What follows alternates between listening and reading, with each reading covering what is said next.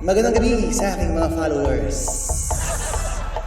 Dahil ang 2025 ay Year of the Snake, aking sasabihin sa inyo ang mga moves na dapat ninyong gawin sa darating na taon at kung ano ang mga dapat ninyong harapin sa darating na 2025. Ako, si Madam Agnes, at ito ang aking fearless forecast and advices.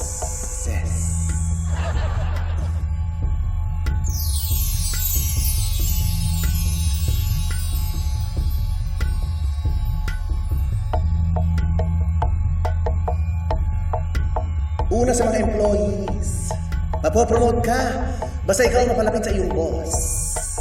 Ang kailangan mo lang gawin, dumikit sa iyong boss at tuklawin ng mga chismis at mga marites ang iyong mga kasamahan. Lasunin ang kanyang isipan at kapag naniwala ang boss mo dahil siya ay katanga-tanga, ikaw ay sigurado mapopromote.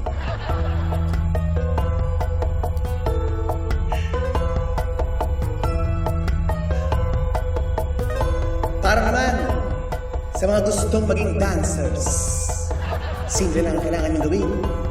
Maghanap lang ng taong magaling mag-flute at ikaw ay magtago sa loob ng isang basket.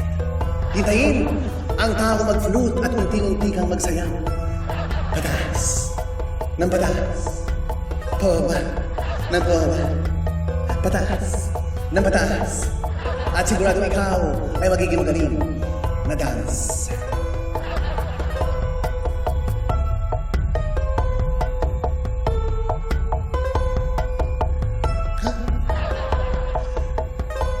Sa mga mahilig naman sa fashion, ikaw ay magiging model basta matuto kang tumambay sa ukay-ukay at doon magsuot ka na magsuot ng mga clothes. Gawin mo yan na para ka nagpapalit ng skin. At habang nagsusuot ka, masasanay kang magsuot ng mga gandang damit na para bang ikaw ay isang model. Kaya bilisan mo na. Huwag ka na mag-husdili. O ayan mga followers, aasenso kayo basta makinig lang kayo sa mga sinasabi ko. Lingkisin ang aking mga advice. Dahil ako, si Madam Agnes, nagsasabi ng totoo dahil hindi ako sinungaling.